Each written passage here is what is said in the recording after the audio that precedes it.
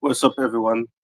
I apologize for the late start. I apologize for the technical difficulties.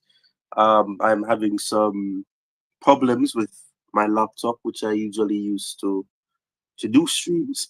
So as a result, I've had to use my laptop instead. I don't know what's going on, but there's a massive problem in terms of being able to use a laptop. It's moving very slow. I don't know what's going on, but the show must go on. I hope everybody's doing well. Um, so that I can have some support, I'm gonna just send a link to someone so that they can help me during my time of need. I don't know what's really going on, but thank you to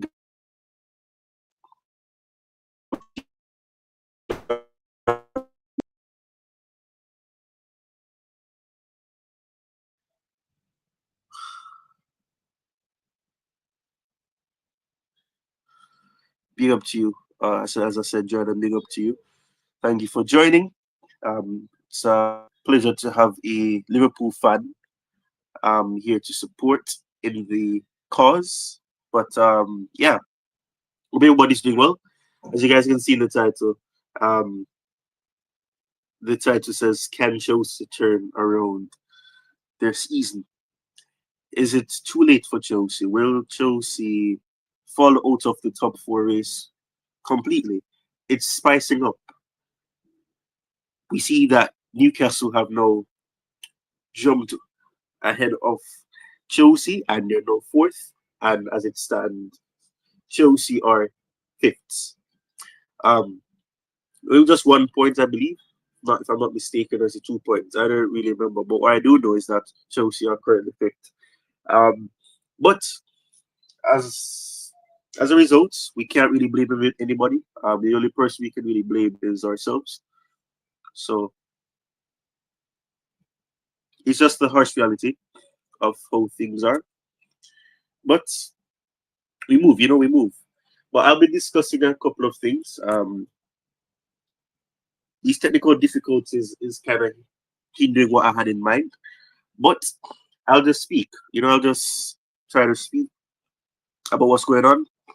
Um, and then I'll see what happens there. But I'm really having technical difficulties. I'm gonna add Tobago who's volunteered to come on. I appreciate it.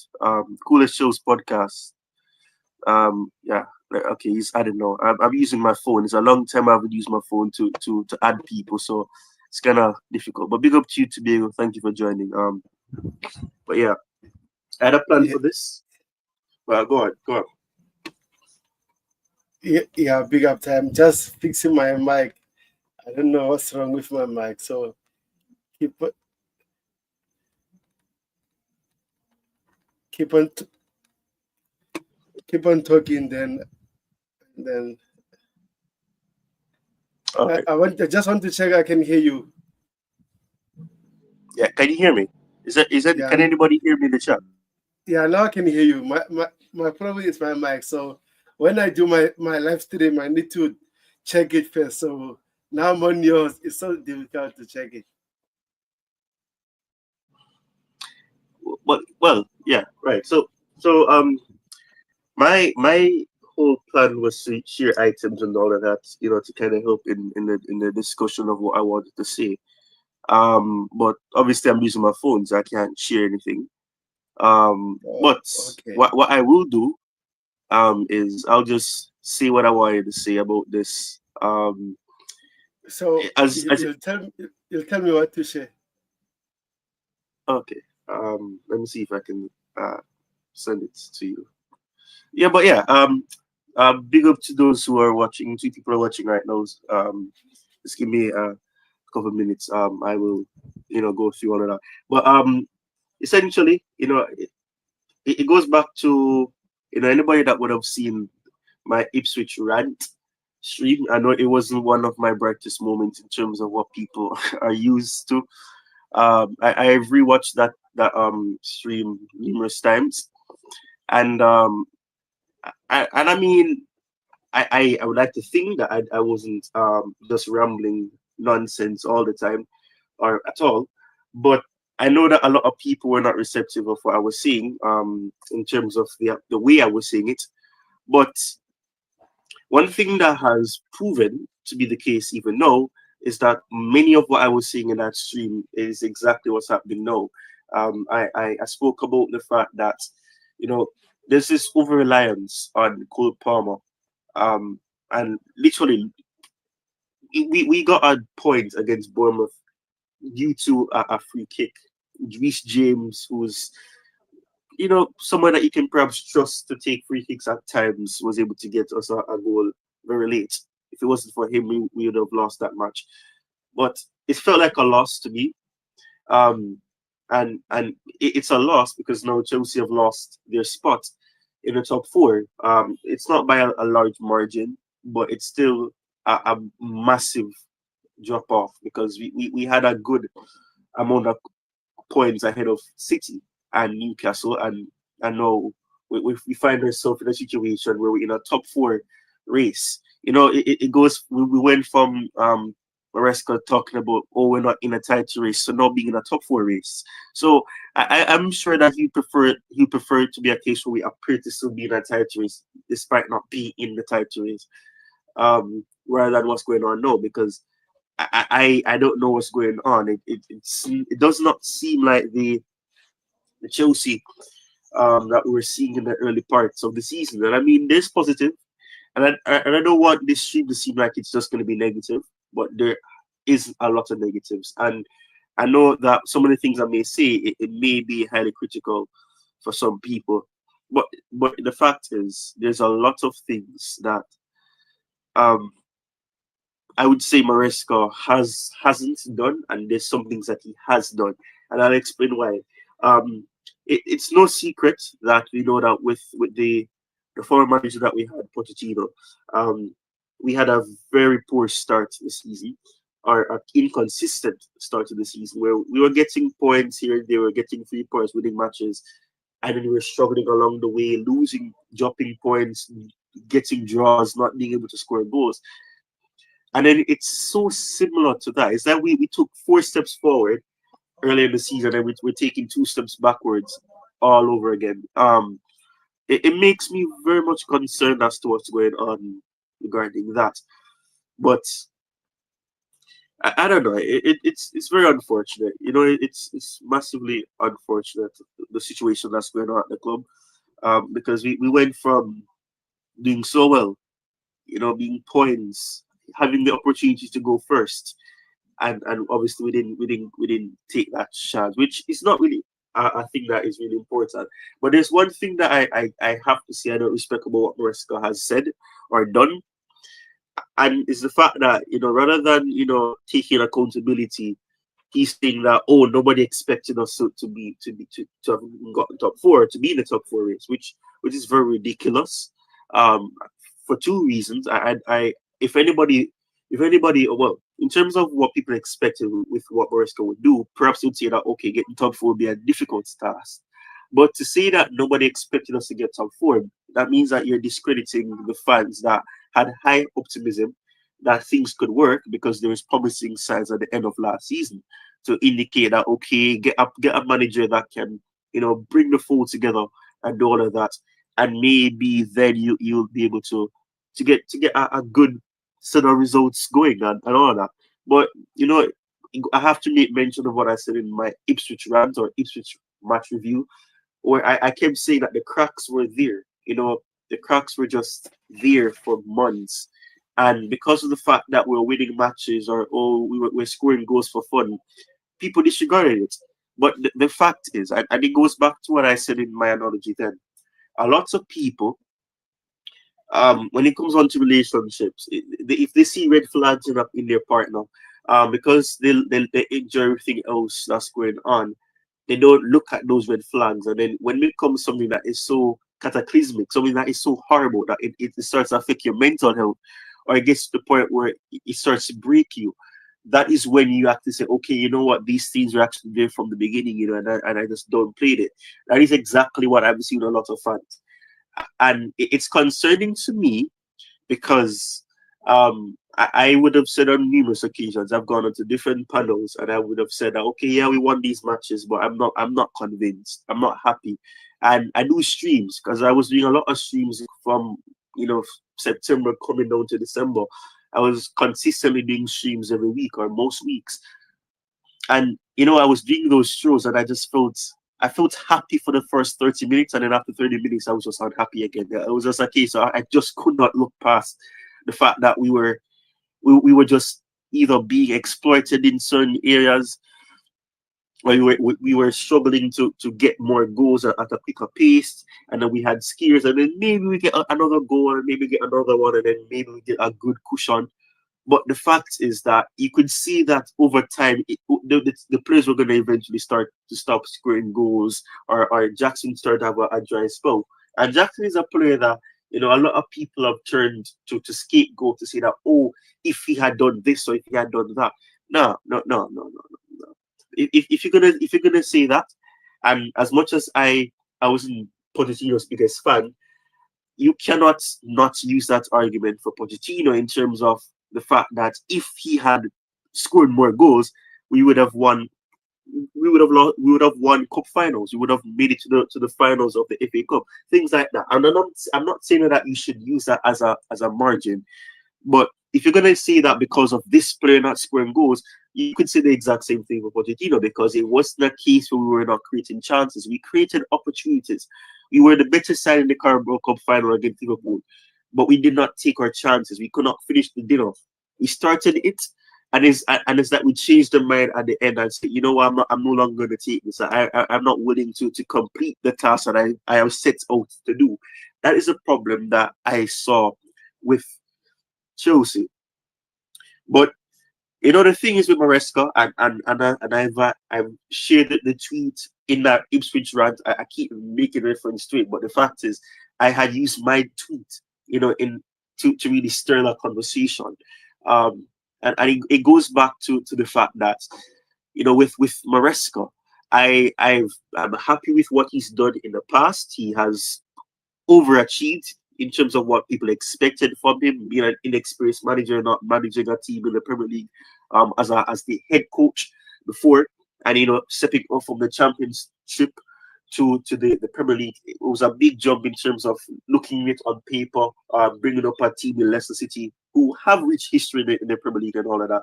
But they're having a turmoil of a period right now in terms of what they're doing in recent years. It was something that I could be happy about. I've had streams, and I can't pretend as if, I was questioning Maresca, because I'm not questioning him to the point where I'm saying, get rid of him.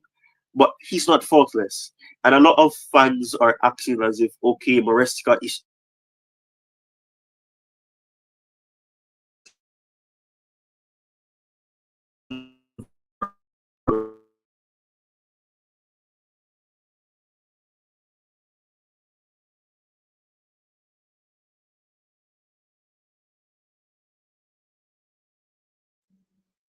Are you there, Ty?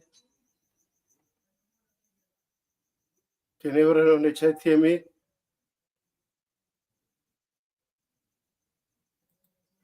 Please let me know if you can hear me in the chat, because I can't hear Ty. Yeah, I lost connection a while ago. I'm back. What was the last thing you heard, if you remember?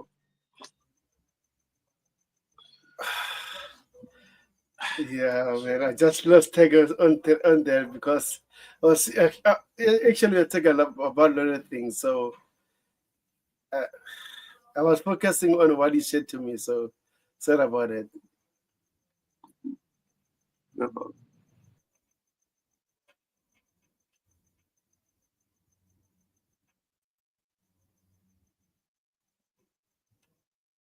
I've shared something. Can you say it? Can you hear me? Are you hearing me? Yeah, I can hear you. Is it okay? Perfect. Right. Okay. Right. So hopefully, let me see if I can turn on my camera. Hopefully, 20 minutes in, um, it's better. Let me see. Okay. All right. Okay. Perfect. It looks like things are slightly better. Hopefully, it remains this way. But thank you, for coming on as well. And I was talking for a while. I don't know. You say you don't remember what I was saying, but and I know if the chat can help to let me know what was the last thing they heard. But essentially, just to summarize, because I was saying a lot, my point is that with Maresca, he's not faultless. I don't think that in terms of trying everything, as a lot of fans have been saying. That's completely true. I'm not saying he's not trying anything, because you can obviously see that he's coaching a win. But this is where a plan B, a plan C comes into play. It is your responsibility that if one method is not working, you try something different. You That is what you get the opportunity on the training pitch to do, to work different tactical setups out. You try to be flexible with your approach. You don't just settle for one thing and hope for the best, because that is how I felt watching that Bournemouth match, as if we were just hoping and praying that, okay, maybe some individual brilliance or somebody could just get the ball into the back of the net, or we could salvage a point. That is literally how I felt. And that was concerning, because it really showed that Chelsea have gone on a decline now. When it was the Fulham match, I said, okay, maybe it's just a one-off, but I still had concerns. The Ipswich match, I said, okay, this is actually concerning though, because everything that I had said prior to that Ipswich match about not wanting to see happen is exactly what happened. The physical battle, we lost it completely. Ipswich was pressing us hard. They were able to get beyond us, and they got the goals that they got. The first goal, which up to this day still hurts me, the dive from the lap. That's a dive, but I'm not gonna go back through that, because every time I think about it, it upsets me. And then that second goal, it was avoidable. That was a poor decision defensively, and it led to that goal. And then we saw the exact same thing against Palace. And then we saw, I think I'm forgetting a game in between that, but it doesn't really matter. The point is that we've not gotten a win in a Premier League in the last 5 matches, in the last Premier League matches rather, because obviously we won against Morecambe in the FA Cup, so that's a win. So it's not like we haven't won a match in a while. We've won a match recently, but it's not in the Premier League. The Premier League is something that is more important, I would say, in terms of getting Champions League. If we win the FA Cup, perfect. We get European football in the Europa League, but we're trying to go back to the Champions League. The Champions League is where you can attract more players. More players going to come in and say, okay, we're going to play the Champions League, and let's try to actually contend for a third Champions League. That's the mentality that we should have. Um, but essentially, I want to get to Bigo's thoughts, but I just want to conclude with this. I'm happy with what Maresca did in the past.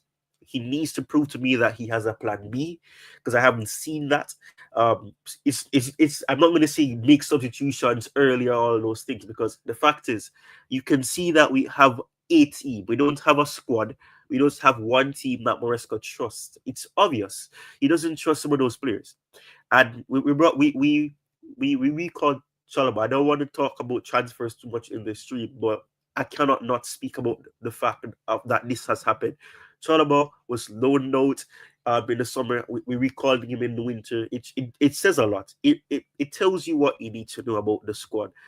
You're not going to recall a play if you don't think that the quality that you have there is either limited or it's not there at all, that can help you to get what you want to get. But I'll allow you to speak, to be able to give your thoughts. You have your microphone and your headphones on. You look very prepared for the conversation. Let me give you the chance to speak. And big up to you, Nehemiah, for coming in as well.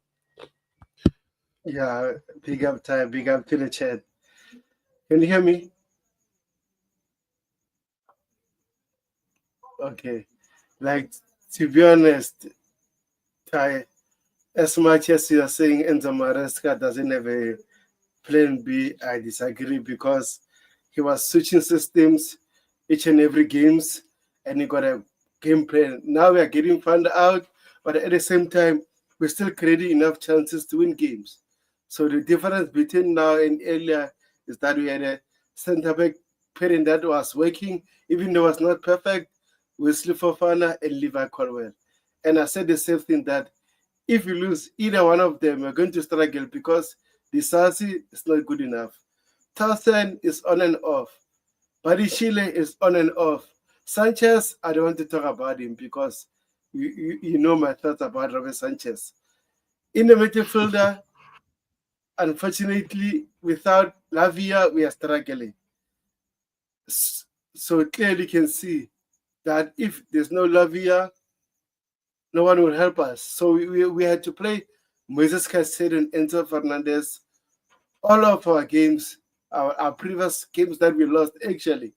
So no one is helping them. And I said the same time that we can't overuse players. We need to rotate these players in order for them to freshen up, to save their legs, so that they can run again. But now we are depending a lot of them. In terms of our attack, oh man, I don't want to say this. I know you're saying we are scapegoating Nicholas Jackson, but at the same time, I disagree because Nicholas Jackson was doing fine from the start of the season. Now he's missing chance after chance. Guess what? We don't have another striker that will help him when he's saving these difficult issues. And we said it before the transfer window, we need another striker. Our sporting director decided to take too long and bottle Victor Osimhen signing. And we had to stick with Jackson, which for me, I said it from the beginning, we're going to have another bad run of form with Nicholas Jackson because if you can score, who will score for us? Yes, now we're coming Kolpama FC, which I didn't want. At the start, we are no longer Kolpama FC. Now we are back to Kolpama FC. If Kolpama doesn't score, no one will score. Sancho doesn't shoot enough. Mariweke, he's either a missed chance or selfish. Petro Neto, I don't know what is happening with him. Hopefully, he will come better. So, yeah, man, I'm so disappointed. I'm so disappointed. But at the same time, the goal that we're conceding, most of them is because of defensive mistake or lack of concentration. One of those two. Nothing to do with maybe the other team play build-up play was beautiful and they scored. No, the goal we conceded at the weekend, not at the weekend, on Tuesday, first goal, Lavia. What was he doing there? Lack of concentration. Moses Caicedo, no need to tackle that player there. Consider a penalty. The second goal, yes, Joshua Champong was dribbled nicely, but at the same time, Robert Sanchez should doing better there. No, goalkeeper can be beaten on his near post. I'm sorry. So those kind of things are hitting us. And like you said, even Enzo Maresca said it. Every time we win the games or lose the game, I'm always concerned because we are not doing enough.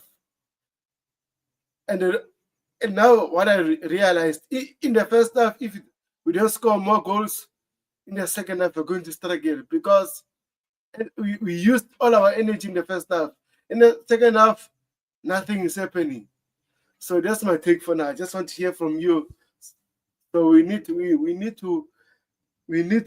We need to go back in winning ways because this is embarrassing. Yeah, I mean, can you hear me? I know my camera is frozen, but it's sticking up. But can you hear me? Yeah, I can hear you, but yeah, slightly, but I can hear you. It's laggy. So the audio is laggy as well. It's just the camera. Yeah, I can hear you. Okay. So basically, um, I mean, I hear what you're saying. But that's the thing though. It goes back to the basics. We always talk about the fact that no team is perfect and yada yada yada, but the fact is also very important.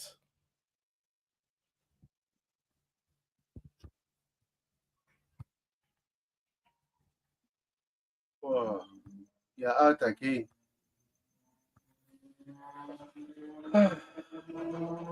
Guys on the chat, please hit the like button, subscribe to the channel while we're waiting for time.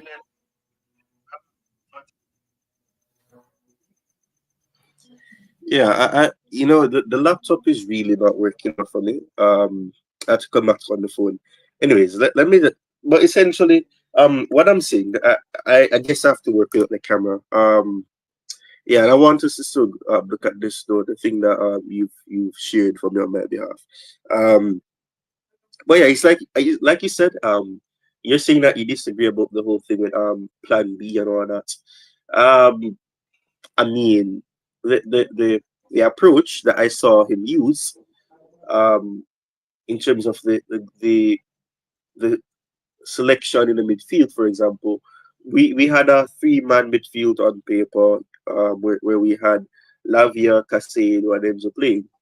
But the problem with that is that Lavia is he still doesn't look sharp. He's come back from injury. And he said about the lapse of concentration and all that. Yeah, I agree with you. But it goes back to what I was saying for months, that the biggest problem there is that you have an issue defensively, and the way that you set up the team.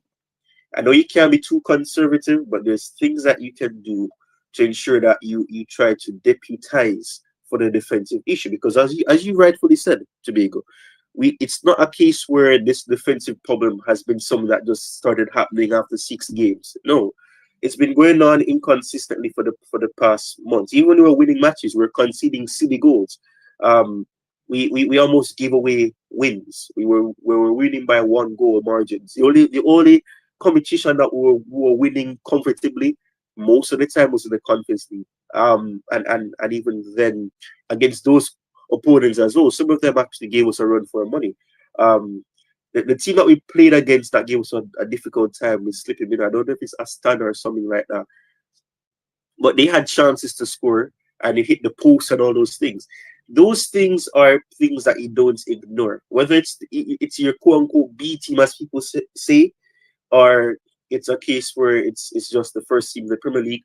Um,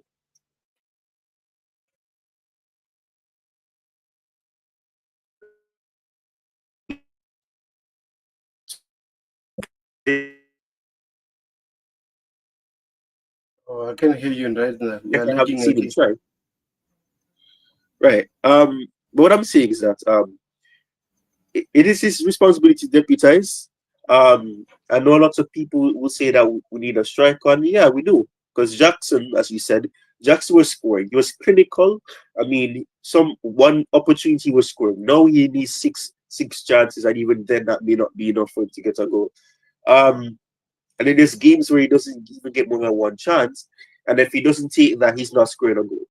Um, but it's one of the reasons why I made a video months ago before the season even concluded in May of 2024. I said, should Nicholas Jackson lead the line for Chelsea next season? And I blatantly said no, because I said he is not a striker.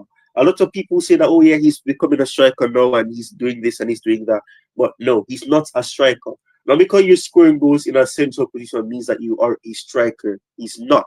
And the reason why I say he's not a striker is because the things that he does, even though he's still a young player, whatever, or he's 23, 24, soon, or whatever the case may be, he's not a striker because he doesn't have the instinctiveness of a striker. He's the way that he has scored goals. When he was scoring goals, the goals that he was scoring, that is what a winger scores. Those goals, none of the goals that he scored, you can say, oh, that's a striker's finish. No. He scored one header, I think, or two, if I'm not mistaken. Um, in that bunch. He hasn't scored any penalties because he's not on penalty duties. But he isn't a striker. And a lot of people keep postulating that he is a striker. He's not a striker.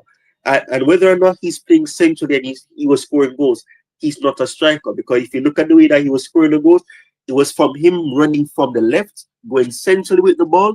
So therefore, you look at those things and you realize that he is a wide forward, not a center forward. That is things that people disregard and ignore. The signs are there. And Bobby would love to say this. He said he spoke about when Maresca said about what Maresca says, and you should believe what Maresca says. But when you see something, believe it. Don't pretend like, oh, that's not the case. Look at what is in front of you. Look at it. Don't try to sugarcoat it. Don't try to downplay it. The fact is, he's not a striker, and people are comparing him to a striker. I'm seeing pundits and ex-players saying that, oh, we need another striker because Jackson is not this. He's not a striker. He's trying to be more than into a striker, but he's not. Because if he was a striker, some of the misses that he would have had, it would not be that bad. The game against Bournemouth, I think one of the opportunities was him just being unlucky. Madueke made a cross in and the ball bounced up in the air. and he tried to get it, and he was unbalanced, and he went wide. That is one instance. The missed chance where he just shoots it wide, that was horrible. The missed header, those things. A proper striker, if you're a striker, you don't miss that. And if you miss it, it's gonna be at least on target. It hits the post at least. It's the way that he operates. It's not that. But the problem is, and I don't want us to stray away from what the obvious the obvious discussion should be about, and it's screwing across the screen as well. Can Chelsea save their season? Can Chelsea get top four? Because I'm gonna say this now. I'm gonna be very honest. If we don't get top four, it's a failed season. Whether we win the Conference League, it's a failed season because it makes no sense that you move on from one manager that got you sixth, and then you don't get top four. That's not a progression. That is not a progression at all. I mean, on paper, it looks good if we win the Conference League, all the European competitions that are available at Chelsea's disposal. They've won it at least one time, fantastic. But it's not going to be a good season if we don't get top four. And whether or not we win a Conference League, it's not a successful season because the Conference League is a competition that if Chelsea have the quality that people claim they have for that competition, and they're actually above that level, and we don't care about the Conference League, and we don't win it, and even if we win it, that's not a positive season for me because the objective coming into this season, whether Maresca claims that the sporting directors or the owners told him that that's the target for the season, it is to get top four because you cannot get top six and miss out on it due to missing out on getting maximum points and just missing out on it about 6 points or whatever the case was, 6 or 7 points. That is an excuse because it's not like we couldn't get top four last season. We could have, but it was poor decisions from that manager as well, poor clinicality as well that led to it. So if we don't get top four, it's a failed season because it makes no sense that you move from one manager to the next and you cannot even get over that final hurdle, which was possible last season, but due to poor decisions, whether on the pitch, from the players or from the manager on the touchline, the fact is we could have gotten top four. So if we don't get top four now, I don't see any progression. I'm sorry, that's just my humble opinion. You're free to disagree with me, Tobago. The chat is free to disagree with me as well. But the fact is, it's a failed season. And I just want to go to this and allow Tobago to come back in. But this has been up for a while now, and I want us to progress from that as well.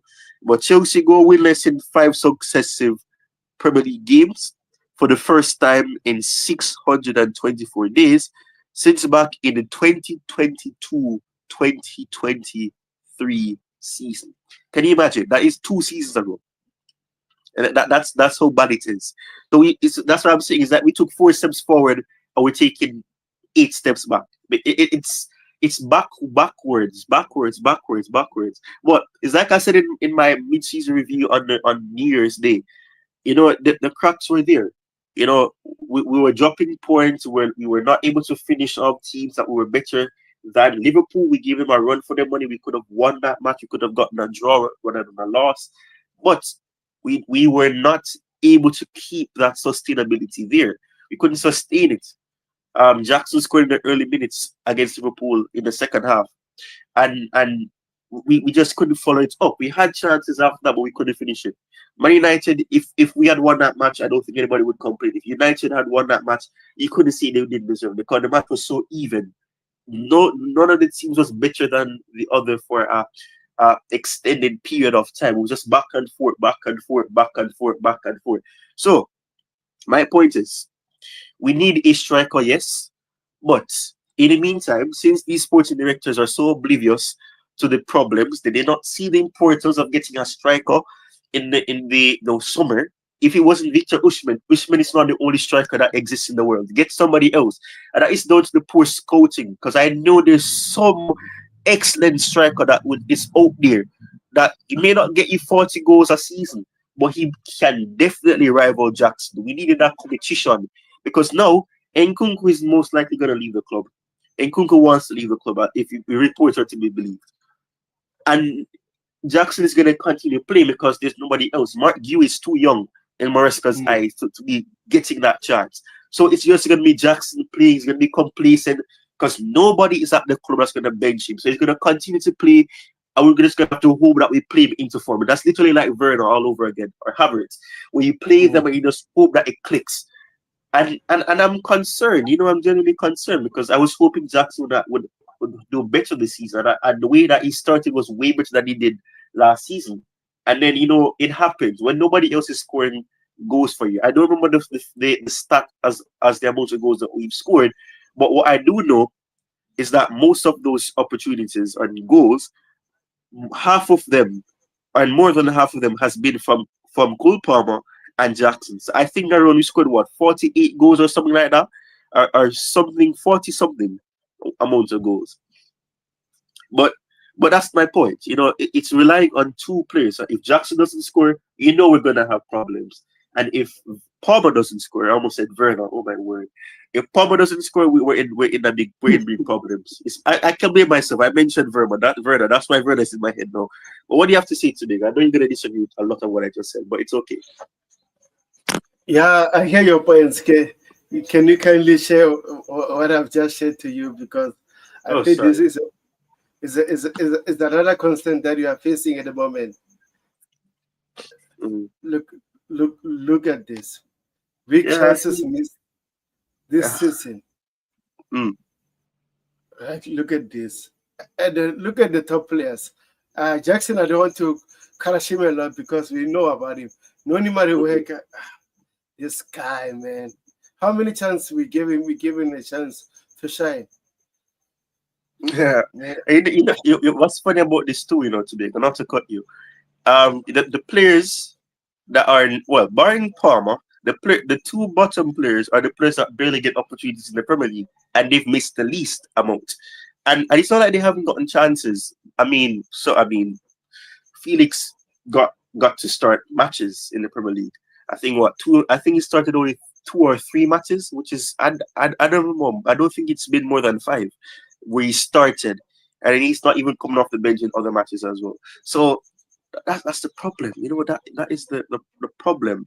The players that are not even getting the chance. And Nkunku, I mean, if Nkunku wants to leave the club, then I don't really think it makes sense that you're playing him over certain players. But I mean, use him. If you're not gonna start, if you don't trust him in certain matches, bring him on early. But I'm But not gonna say but substitution is the problem. So go on. funny thing about studying Felix and Nkunku, the game we lost against uh, Ipswich Town, right? We started both of them. Nkunku didn't even have a shot on target or on goal, at least. but but at the same time, we demand him to start games ahead of Nicholas Jackson.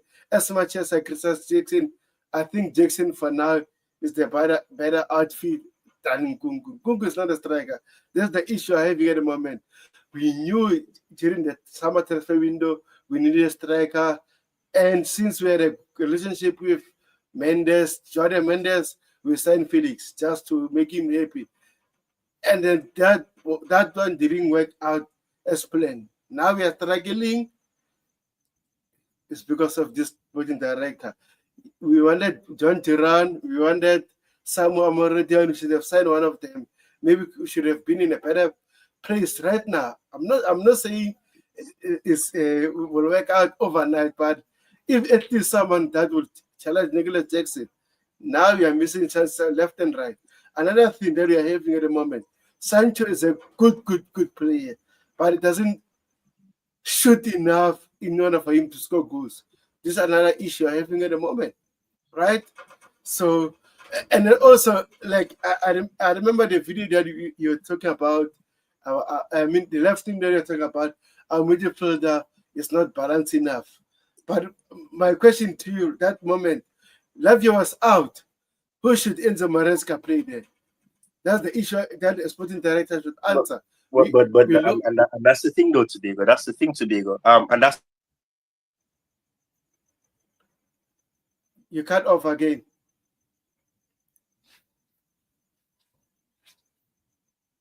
Ty?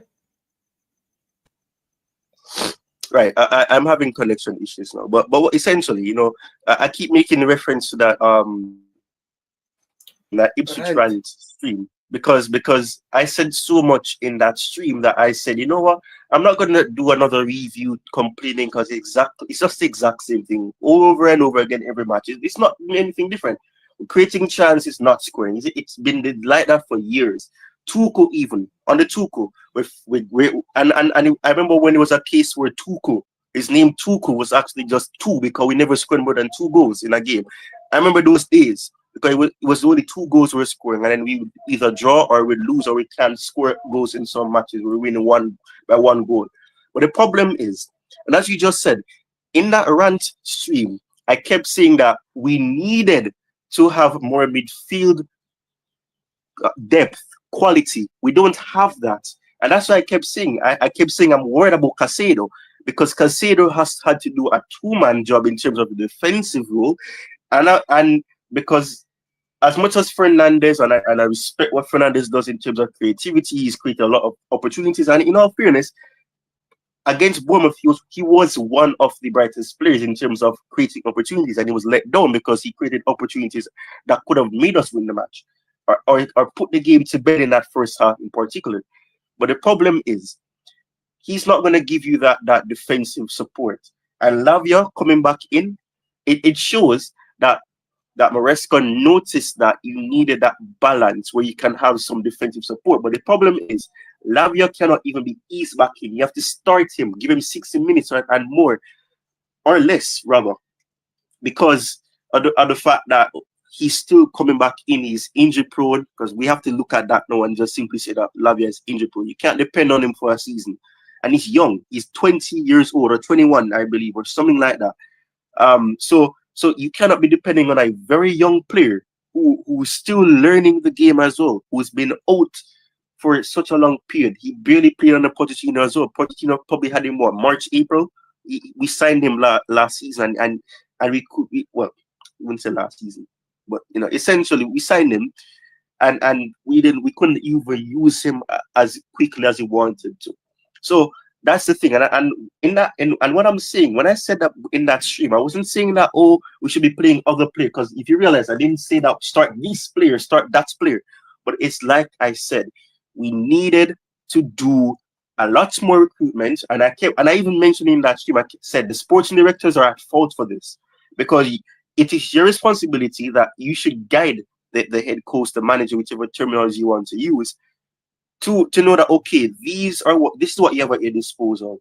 The preseason should have showed us that, okay, we have promising players, but some of these players you cannot loan out all of them. You need to plan for the worst day. You need to when you're gonna have a rainy day, you need to prepare for that. We know that Lavia is injury prone. We know that Fernandez is not a defensive midfielder. He is offensive. He offers a lot offensively. Defensively, he'll chip in, and I mean, against Bournemouth, for example, I'm not going to take anything away from him. He did win back the ball a couple of times, so it's not like he didn't do anything. But the point is, that's not his role. He's going to be more of an offensive impacted player, whether defensively. You try to help, but that's not his role. That's not his responsibility. You're not going to get the best out of him. So that is where you need somebody like either you keep Leslie, you try to give him a chance, or you keep Santos, who has the capabilities of playing as a defensive midfielder, because at Vasco da Gama, that is what he had to do there. He had to play as a defensive midfielder, or he can play as a box to box. That is what he can do. And a lot of fans don't know that because they don't take the time to actually look at the players. And thanks to the fact that I do a lot of player profile videos and all of that, I have to do research. I have to actually keep an eye on the players that we have, or the players that we're interested in. Actually watch matches in the past, not just look at what the web tell me, because the web can tell me rubbish. If I don't see it for myself, I can't just say that this is actually the case. I actually have to do in-depth research on it before I actually make a video. And I actually spoke that one of those videos on Andrew Santos was for 15 minutes, because I actually had to do a very in-depth discussion on him and analysis, because you can see that he can offer a lot offensively. He can also offer a lot defensively if you give him the chance. And in preseason, he was one of the brighter players in that role with Cassidy. So So you cannot tell me that it was the right decision to loan out Santos. And a lot of people are saying don't call back Santos because his his his his development is going to be hampered or is going to be hindered. That's rubbish. That is garbage because there's games. There's games where you can bring him on off the bench. You can start him in matches, slowly integrate him in because it makes no sense that you're going to say, oh, wait until the summer because he's going to have to reintegrate into the team then, which is going to take a while. So it makes sense you bring him into the team now so that he can reintegrate now rather than next season. It makes no sense. And people don't think about that. It's not going to just come out and say, oh, magically, boom, I'm going to know how to play under Maresca again. After playing under a different manager that used a different philosophy, it's not going to work.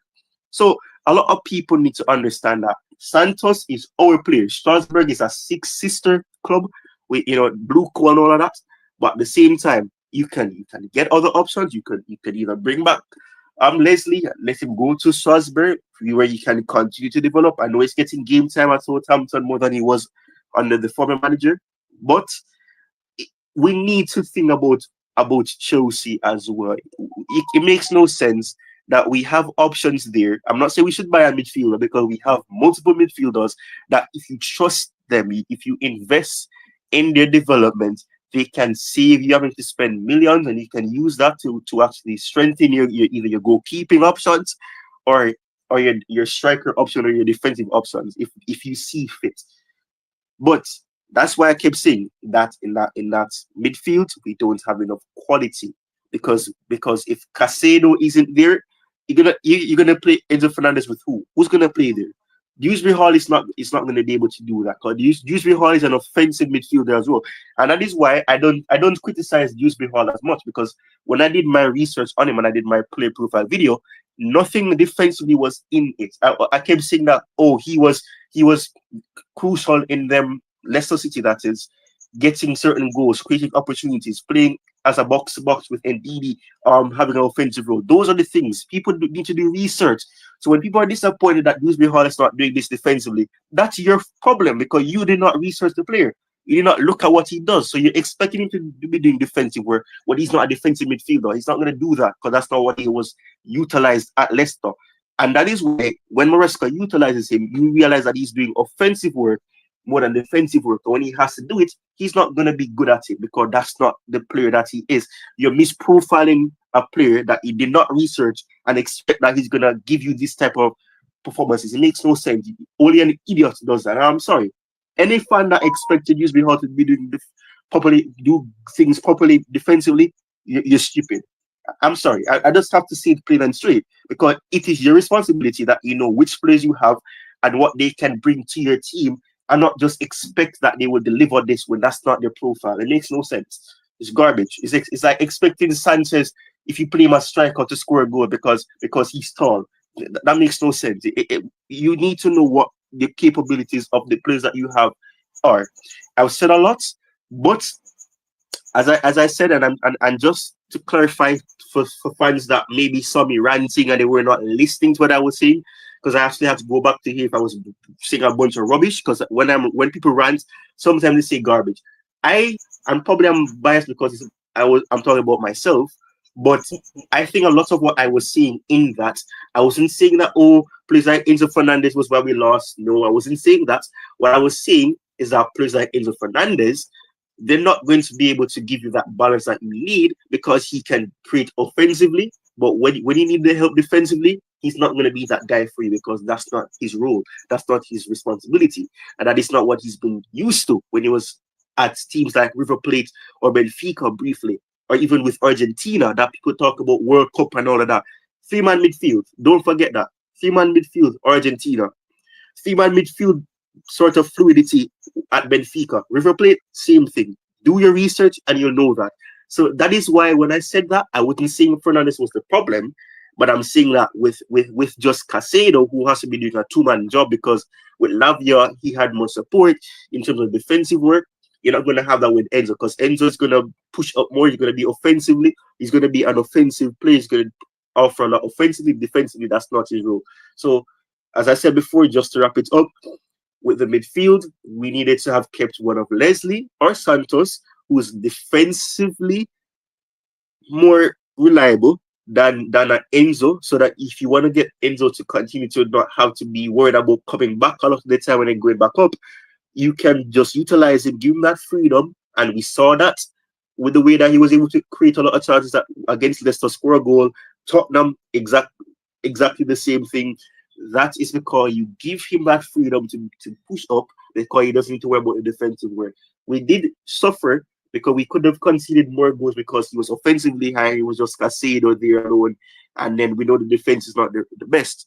But as I said before, it's important to remember that we have midfield options that we opted to loan up because, we thought, not we, the sporting directors thought that it's best to have only three midfielders that realistically will offer a lot to this team in terms of defensively and offensively. Usually, Hall, I think he could do something for us if you don't expect him to do a lot of defensive work, but that's not going to happen. And I think his situation is very unfortunate because I don't think he's as bad as people are making him out to be. I think he is a good player.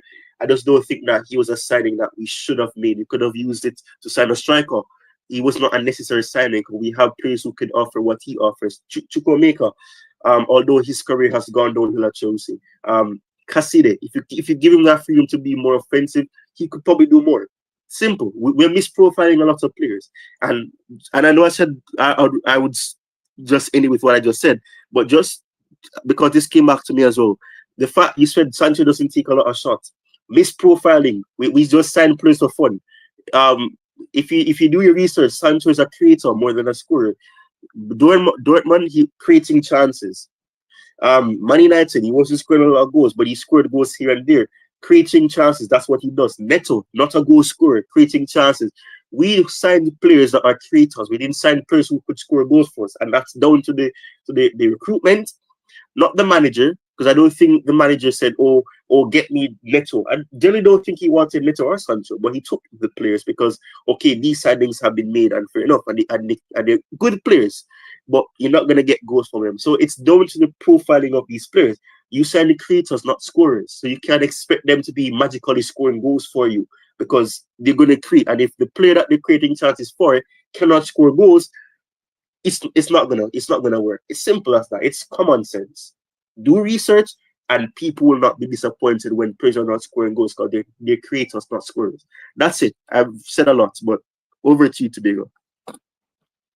Yeah, I agree with you. That's why, like against low blocks. Remember the goal Marco Corella scored against Brentford. If we had another striker for those kind of games, when likes of Sancho and Neto are scoring the ball in the penalty area, we need a finisher. We need a striker that has the awareness to be in the right place. Now we have Nicholas Jackson. Sometimes he is in the center. Sometimes he is on the left. Sometimes he's on the right. And when you cross those balls, it's either there's no one or Jackson doesn't do enough. So we needed a team, a let's say as option B. If Nicholas Jackson doesn't do well, we had another striker lining up so that he can fix our problems. And also, if, for example, like you're saying, Neto and and and Sancho are creators, we need alternative where we have wingers that as those scorers then they can create, but they can score. That's the issue that we have heavy. Noni Madueke is a good player, but when it comes to finishing, is either selfish or he missed chances. One of the two. This is my biggest issue with Noni Madueke. He's a brilliant player. He's a brilliant winger, but again, when it comes to making a right decision, it's always fumbling. Even Sancho, the same thing. He's doing very well, but always when he has to do the correct decision, is messing up. That's the issue I have. Now we have to depend on Kopama. Sometimes I be harsh on him that he's selfish, and sometimes he has to be selfish because it seems like he's scoring alone. And I remember the pass he gave to Nicholas Jackson against Crystal Palace, and Jackson just to try to shoot with a style. I was so pissed.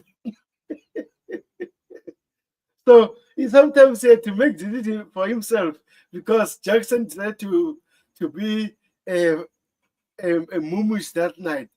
So man, I don't know. Hopefully we win on Monday night. It's a night game at Stamford Bridge.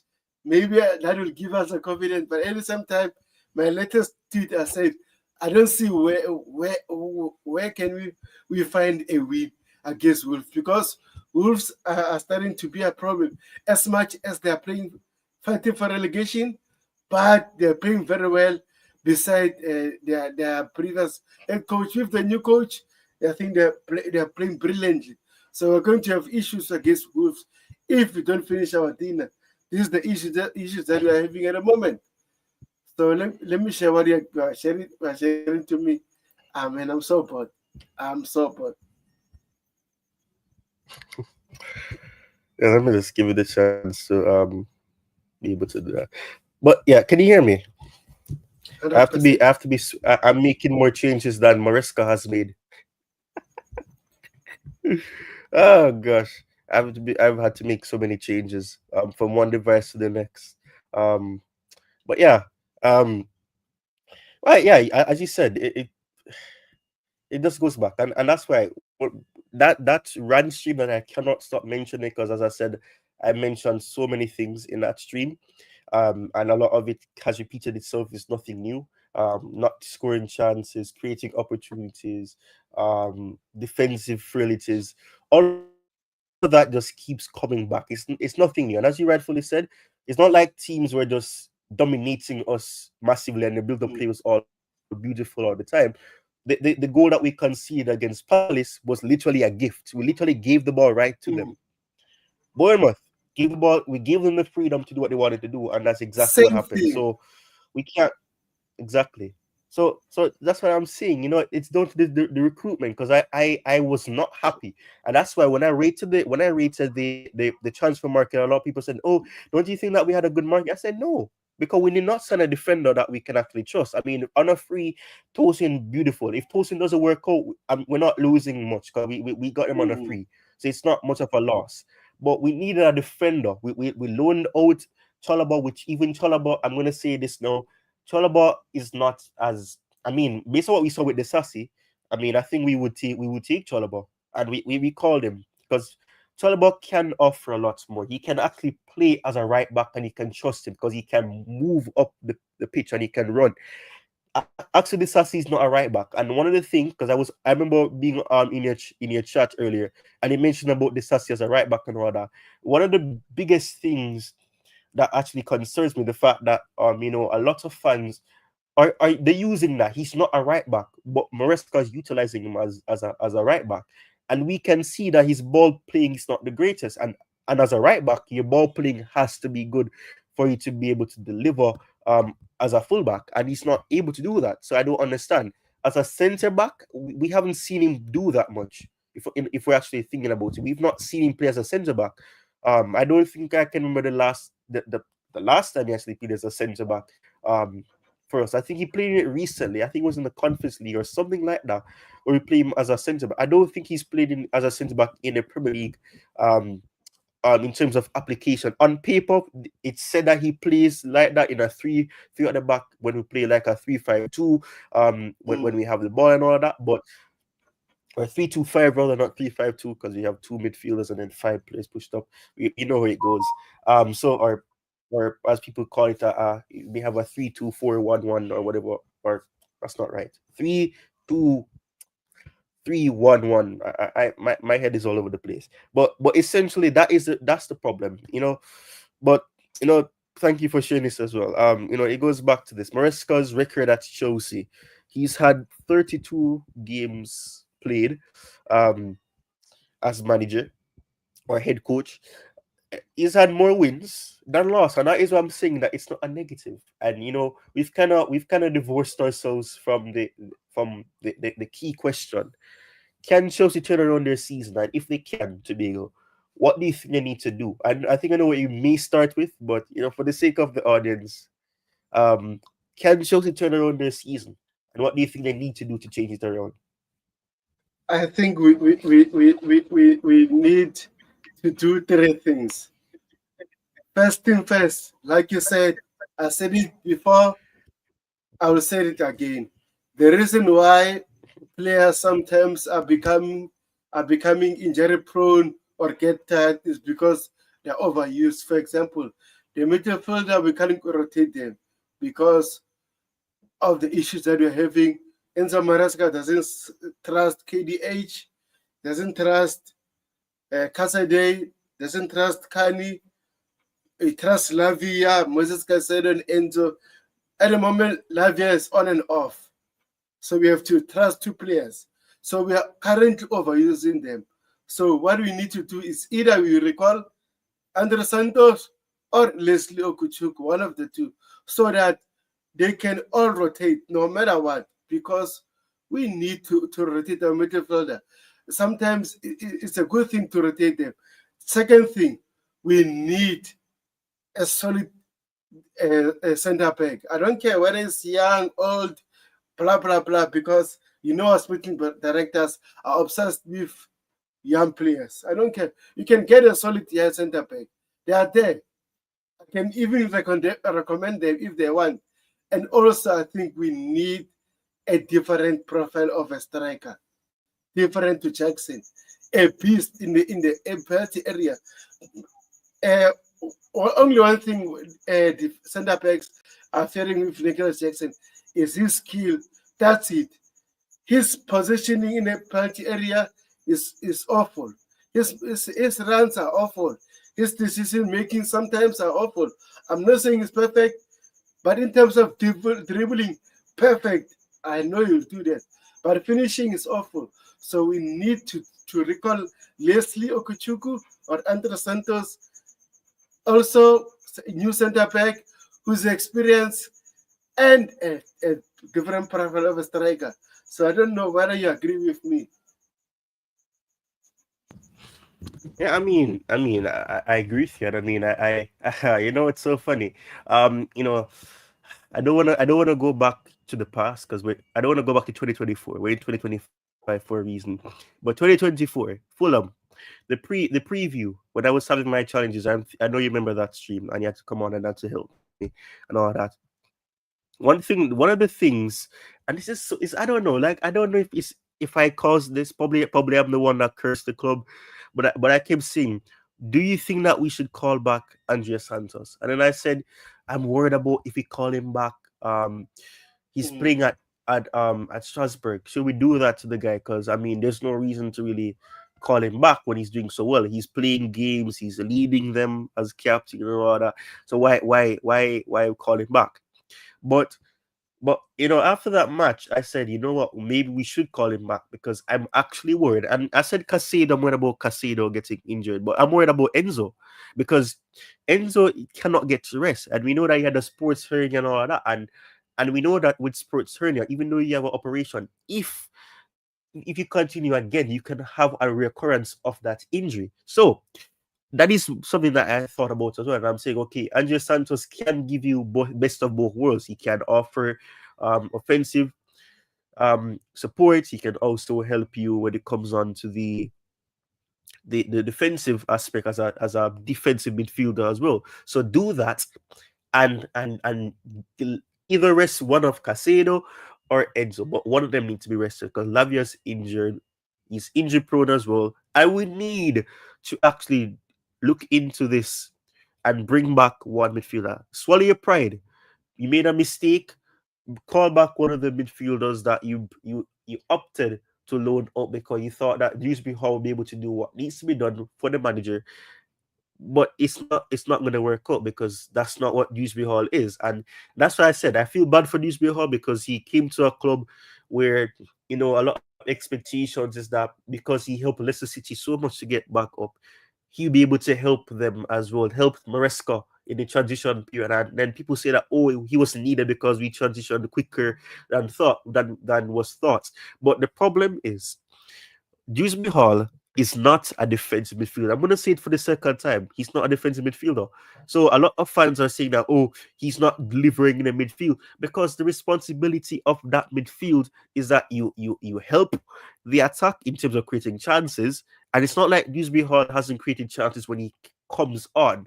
which is rare in the Premier League. He tries, but defensively he can't do that because that's not his responsibility. That's not his profile, and a lot of fans expected that from him. We know about Cassidy. Cassidy was at Leicester, so he'd obviously have exposure to Maresca, but Cassidy is young. He's gonna make mistakes, and a lot of fans need to understand that his situation, his age is he's in the same age bracket as Lavia, in terms of age, but he wasn't given that chance to really be in the Premier League as much as Lavia has, because Lavia has been a part of the Premier League for years. He's been a part of a Premier League team or teams for more than 2 years. So because of that, he has more exposure. With Cassidy was loaned to the Championship. And fair enough, people say the Championship is more competitive, which is true, than the Premier League. Obviously, you have more teams that are trying to rival to come up to the top flight. So obviously, it's going to be more competitive, more teams, and the physicality is way more intense than the Premier League. A lot of people discredit the Championship, and that is why when people discredit the fact that Maresca is coming from the Championship, I'm saying, but it was difficult. It's not easy, and we saw that people say he bottled an 18-point lead and all of that. But this factors, it's different from now. If people gonna say that he's bottled because he's a bottle job, you can say he's a bottle job if you want. I agree. I don't agree with you. I will disagree with you, but it's not similar because at Leicester City they had injury problems. We don't have an injury crisis as they did. They lost players like NBD. They had Jamie Vardy out for a while. Leicester City is an injury-prone team. We see the proof now. We have Wesley Fofana, who we got from Leicester City, injury-prone. Chilwell, injury-prone, but he's not playing, so he's not getting injuries. But those are the things that we see. We even signed Chilwell when he was injured. That is a situation. A lot of the players have been injured. Players that had capabilities, they're injured. Castagni, for example, injury prone. Those are the things that we saw with those players that were at Leicester City. So it's down to the recruitment. I've always said it. I don't want to sound like those other clubs that say, oh, we didn't sign players. But the fact is, rather than improving the squad, we downgraded in terms of all round. Yeah, we got Neto, we got Sancho in on a loan. Felix came back. But the problem is Felix was not a necessary signing. It was an unnecessary signing. We needed a striker, not a Felix. But we wanted to get some already on. A lot of people didn't want him because they're foolish, and he's doing so well now. I think he would actually have helped us way more than getting a Felix in. But it didn't work out for us, and he ended up going elsewhere. We wanted Victor Osimhen. It didn't work out. John Duran was linked to us. Fans did not want him. John Duran would have helped us as well. He's a very good super sub. He can score goals. I think he would have scored a lot of goals for us because we create chances, more crossing chances, because he's good in the air than what Aston Villa do. So I think if we had signed players like that, we would have been in a better situation. So I agree with you 100%. But Jerry is saying that 6 of those 19 wins are in Conference League. A great way to twist things. Well, if that's the case, then that's actually... if that's the case, then basically you're saying that if you take out 6, that we've won half the matches then, if my maths is actually correct. Because if you take if you take the Conference League out of that, that's 26 matches. And if you take the 6 wins off that, that's 13 wins. So we've won half of the matches that we've played then, essentially. Which at face value doesn't look bad in terms of the fact that we haven't lost a lot of matches, because the Conference League, we in terms of the Conference League outing, we've not lost. Would we classify that defeat to what's the team that we faced? Is it Servette? Is that the team that we had to face in the qualifiers for the Conference League? Yeah, I don't remember. Can you hear me?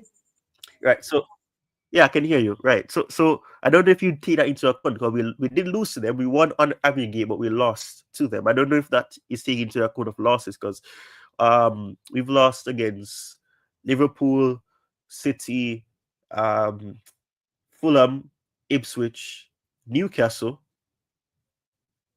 So I would assume that probably the Servette match is in it. Or am I forget? Did we we didn't lose another match? Did we? No, no, we didn't lose.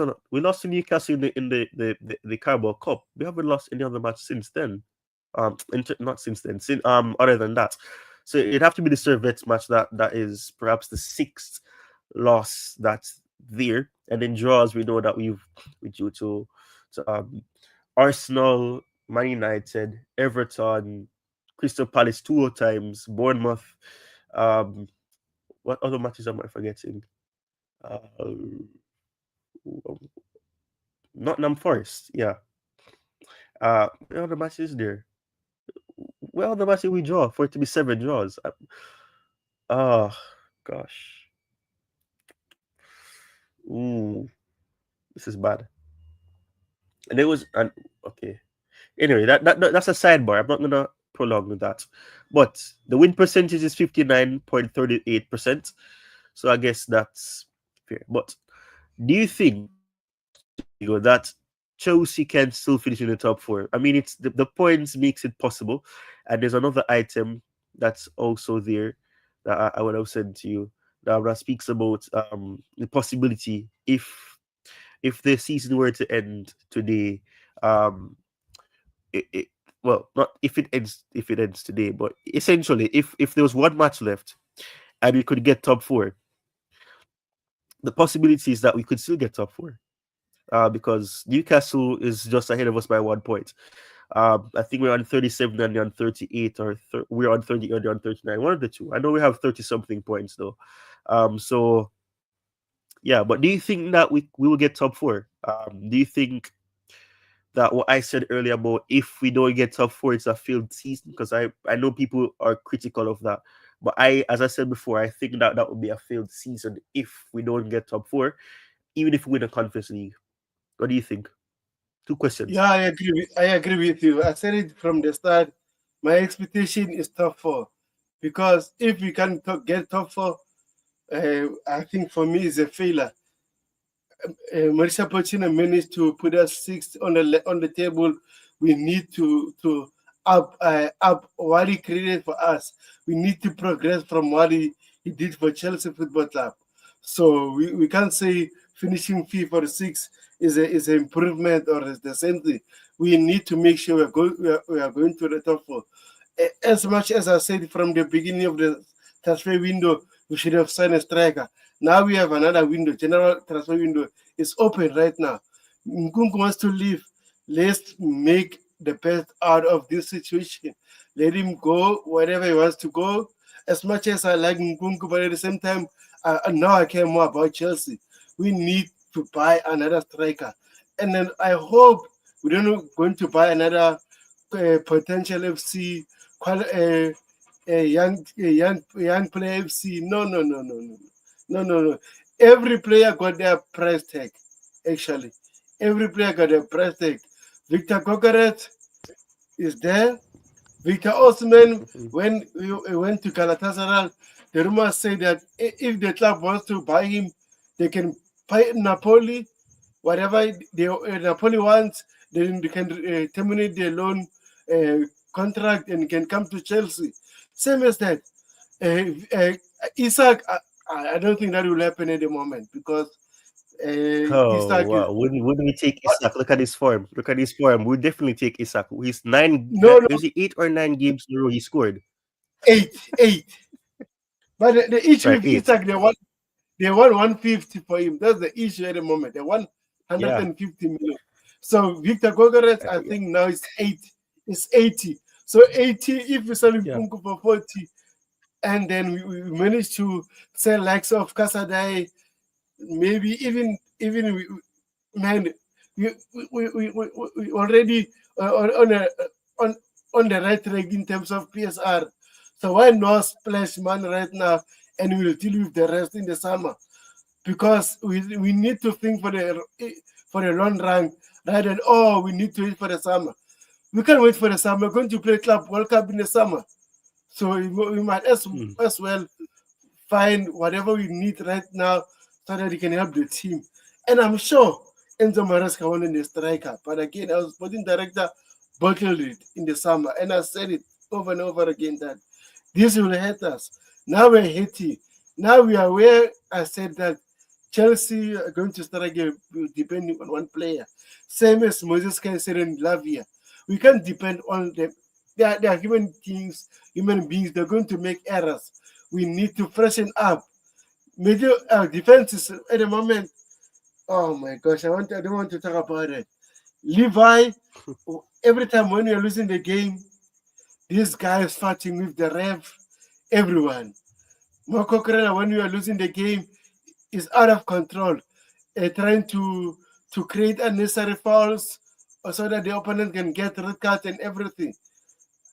Man, I don't know what is happening.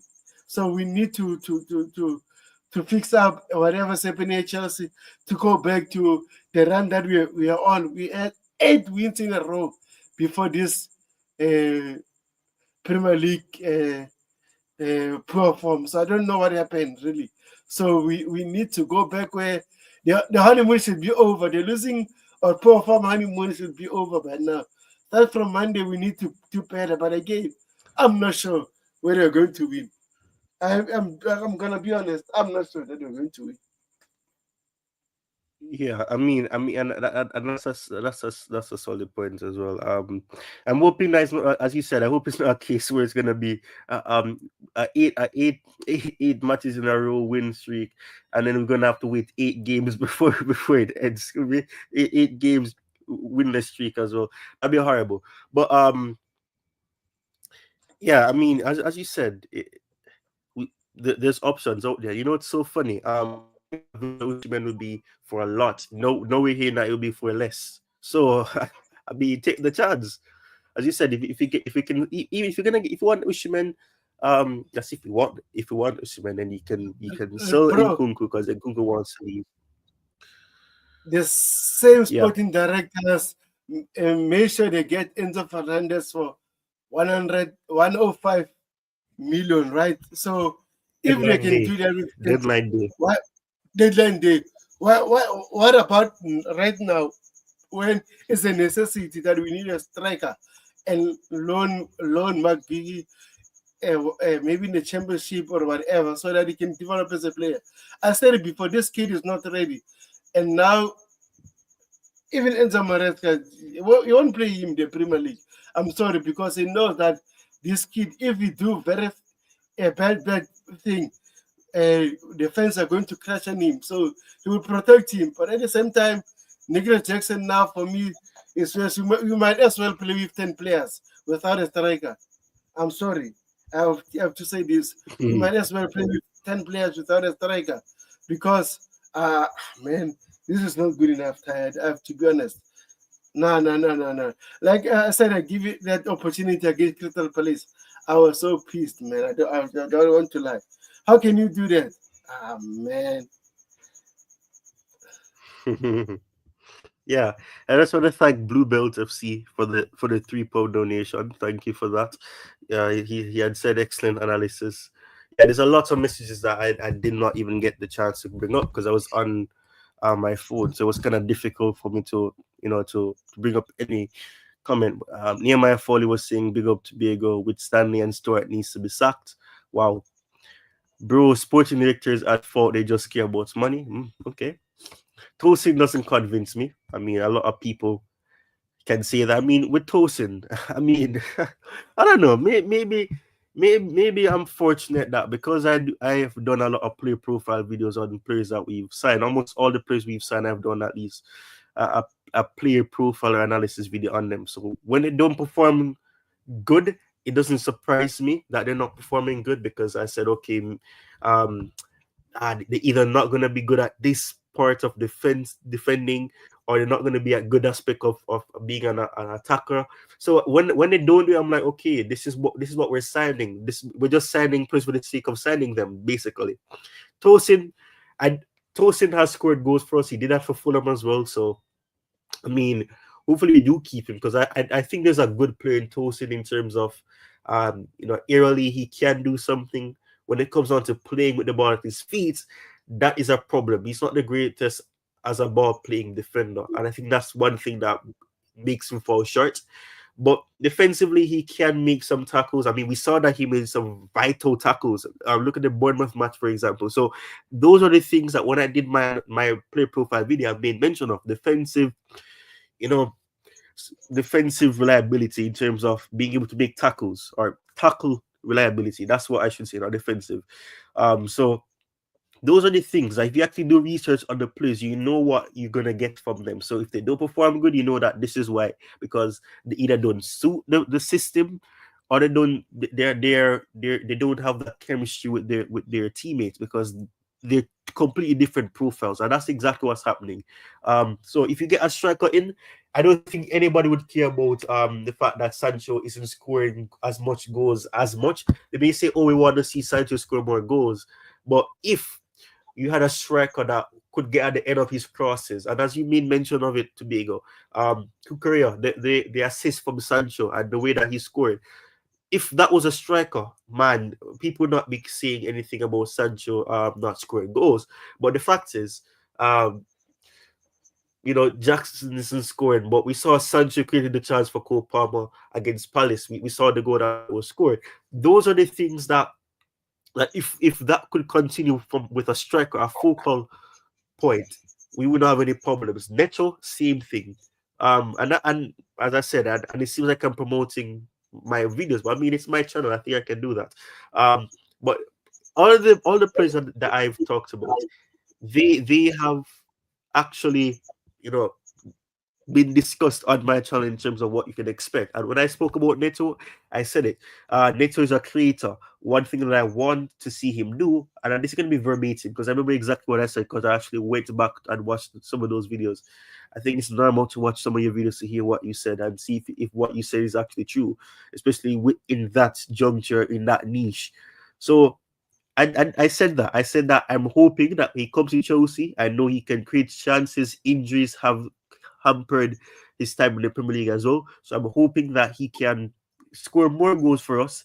It is not impossible, but it's not going to be something that if he doesn't do it, I'll be upset, as long as he is able to create chances for us. So if we can get a striker in, I'm hoping to God that the sporting directors get their head out of their their ass and actually man up and make the right decision. They splash cash on the midfielder, as you said, Enzo Fernandez. But please, for the love of God, don't wait until deadline day to make these sightings. We need a striker. It's a no-brainer. Get a striker. If the striker needs to adjust, it is better you sign the striker. No, give him the last 5 months or so, probably less, to really get that chance to integrate into the team. And in the next season, we saw that with Isak. Isak was a player that a lot of people criticized, scrutinized at Newcastle when he was struggling. Second season, he started to be more consistent, and he's one of the top goal scorers in the Premier League right now. I think he's on 13 goals or something like that. Or is he? Or does he have more than Palmer? I don't remember. But essentially, he's been consistent in the last 8 games. So that is what it's 15 goals, right? Because he scored 2 goals against Wolves yesterday. So it's now at 15. So that's what I'm talking about. He's consistent. We need that consistency from a player, and we don't have that luxury. So get it done. Sporting directors, get it done. But do you think, so we can conclude, because this is almost at the 90-minute mark, conclude. Tobago, do you see Chelsea getting top 4? I don't know if you answered the question, and I'm probably having short-term memory loss, but do you think we'll get top 4? For now, in the moment, I'm concerned about the top 4. The way we are playing, we are not doing well. Because, like I said, Manchester City and Aston Villa are behind us with 2 points, just like Jersey is saying there. So it's not looking good. So at the same time, we can criticize the manager and everything. I agree with you. But at the moment, he needs help. And when he needs help, the sporting director needs to come in and tell him, okay, you're struggling. which position should we buy for you so that we can secure the top four? We can go back to the challenging for the top four. But it looks like our sporting director are fooling around, doing nothing. And at the end of the day, it's going to it's going to be a, a sagging for Enzo Maresca if it doesn't do well because the fans won't like it. The fans are going to go at the end of this day Enzo Maresca out because of we didn't finish in the top four, which for me will be fairly. Yes, I can say unfair, but we fairly because we can finish sixth last season and still finish sixth or even seventh, eighth. No, I don't want that. We need the top four. We need to go back in the Champions League because at the end of the day, players like Cole Palmer, the rest will be knocking at the sporting director. Will be working. We are going to be in the Champions League, and we're getting there. Top three teams want me, and we can't attack big name players because they are playing in the Conference League, potentially the Europa League. It's not good enough that. So at the moment, I'm concerned. I don't want to say I'm going to predict whether we're going to finish in the top four or not because I thought we are going to finish in the top four. We are leading Man City by 9 points, if I'm not mistaken. Newcastle with 11 points. Now they're ahead of us. Newcastle. We are leading Newcastle with 11 points. Now they are ahead of us. So, Ty, bro, thank you for having me. I have to go because it's a time when I need to pick up someone. So, hope you understand. No worries, man. No worries. But as you guys see right here, Nightbot triggered that command for Tobago here. Subscribe to the Coolest Shows podcast. I think I've missed out something. It looks like that's not the correct name. But anyways, subscribe to the Coolest Shows podcast.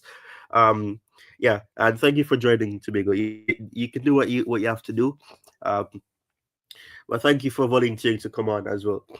But yes, thank you guys for watching. This went longer than I expected.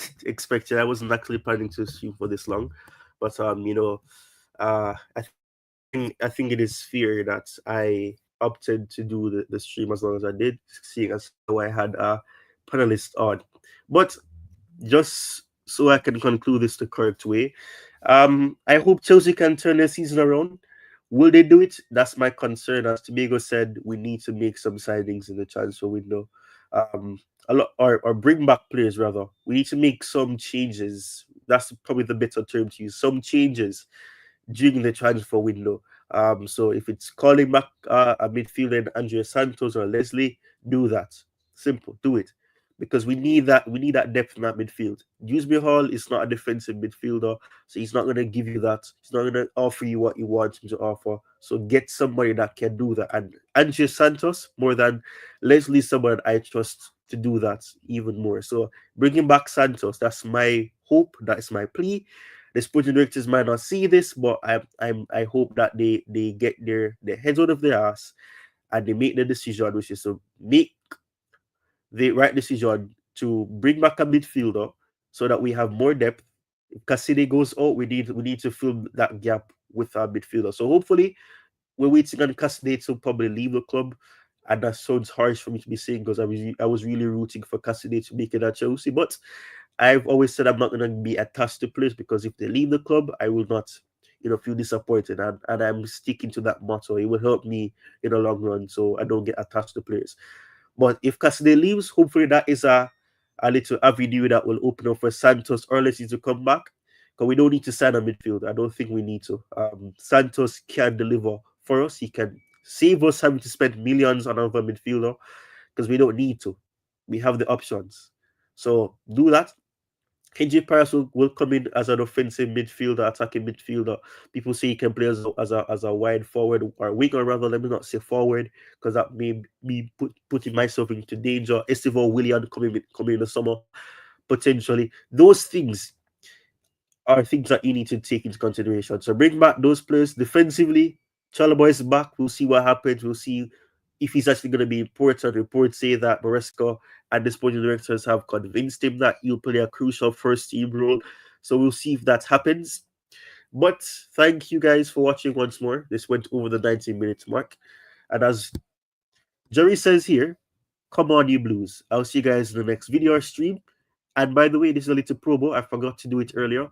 Please subscribe to Worldwide World Wrestling Vision. I just had a C for a moment, forgive me. But World Wrestling Vision. Subscribe to World Wrestling Vision. It's a wrestling channel that I opted to start because I'm a wrestling supporter as well. So check out the channel. Try to get it. I'm trying to get to 20 subscribers. We're almost there. So help me to get there. So subscribe to WWV as that's the abbreviation for it. And also subscribe to this channel if you're new as well. So come on, you blues. I'll see you guys in the next one. And hopefully, if we do make the right decisions, and hopefully we win on the 20th of January against Wolves as well. So peace. I'll see you guys in the next one and stay safe.